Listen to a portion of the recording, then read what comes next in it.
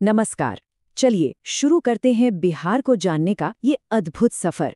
ये एक ऐसी सीरीज है जो खास तौर पर उन सभी के लिए है जो छात्र हैं या प्रतियोगी परीक्षाओं की तैयारी कर रहे हैं, ताकि हम सब मिलकर बिहार के हर पहलू को, हर कहानी को बड़े ही आसान और दिलचस्प तरीके से समझ सकें। तो हो जाइए तैयार। बस ये एक लाइन सोचिए, ये एक लाइन ही बिहार के पूरे गौरवशाली इतिहास को बयां कर देती है। ये सिर्फ जमीन का एक टुकड़ा नहीं, बल्कि वो धरती है जहां से भारत की आत्मा ने, उसकी पहचान ने आकार लिया। आज हम इसी पहचान की जड़ों में और गहरा उतरेंगे। देखिए, किसी भी जगह की कहानी ना उसके नाम से शुरू होती है। तो सबसे पहला सवाल तो यही उठता है कि भाई इस प्रदेश का नाम बिहार आखिर पड़ा कैसे, क्योंकि इसके नाम में ही इसका सदियों पुराना इतिहास छिपा हुआ है। तो क्या कहानी है इस नाम के पीछे?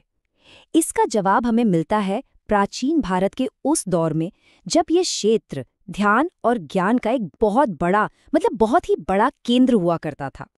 तो देखिए, मजेदार बात यह है कि बिहार शब्द असल में संस्कृत के शब्द विहार से निकला है। बिहार का मतलब होता था मठ या वो जगह जहां बौद्ध भिक्षु रहते थे, ध्यान करते थे और ज्ञान पाते थे। तो हुआ ये कि जैसे जैसे ये इलाका बौद्ध धर्म का एक बड़ा सेंटर बनता गया, यहाँ पर ना अनगिनत विहार स्थापित हो गए।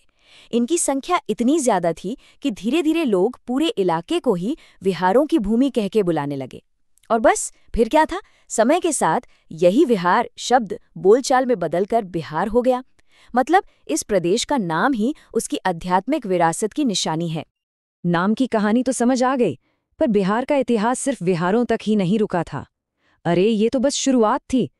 चलिए अब देखते हैं कि कैसे ये धरती प्राचीन दुनिया में ज्ञान और राजनीतिक शक्ति का इतना बड़ा केंद्र बनी।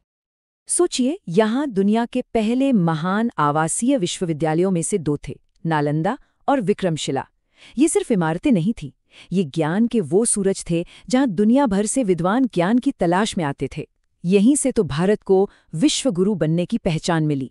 और ये वही धरती है जहां बुद्ध और महावीर जैसे महान गुरुओं ने दुनिया को शांति और अहिंसा का पाठ पढ़ाया। इसी मिट्टी पर चाणक्य ने अपनी कूटनीति से एक अखंड साम्राज्य की नींव रखी और सम्राट अशोक ने यहीं से अपना धम्म का संदेश पूरी दुनिया में फैलाया। इतिहास की इतनी गहरी बातें जानने के बाद अब थोड़ा बिहार के भूगोल पर भी नजर डाल लेते हैं। आखिर किसी भी जगह की पहचान उसकी जमीन और नदियों के बिना तो अधूरी है ना। अगर हम एरिया की बात करें तो बिहार का कुल क्षेत्रफल लगभग 94,000 वर्ग किलोमीटर है। ये नंबर राज्य के फैलाव को समझने में मदद करता है। और हाँ, प्रतियोगी परीक्षाओं के लिए तो ये एक बहुत ही जरूरी फैक्ट भी है। अच्छा, कुछ और जरूरी बातें हैं जो हमें पता होनी चाहिए।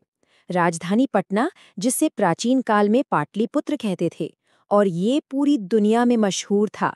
राज्य की स्थापना हुई 22 मार्च 1912 को। और हाँ, यहाँ की लाइफलाइन है गंगा, कोसी, गंडक और सोन जैसी नदियाँ। ये सारे तथ्य याद रखना बहुत जरूरी है। और इन सभी नदियों में गंगा का महत्व तो सबसे ही अलग है।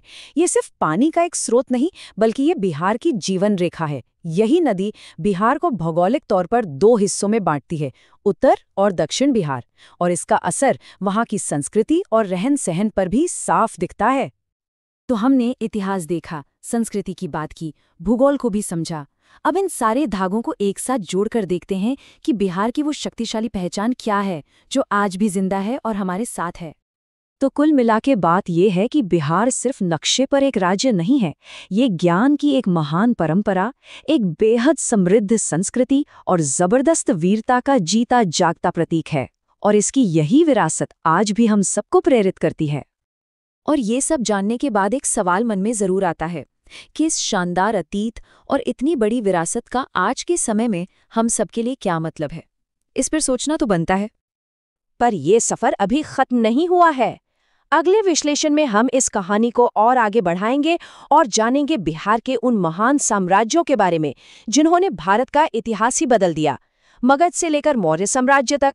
तो तैयार रहिएगा इस ज्ञान के सफर पर हमारे साथ बने रहने के लिए।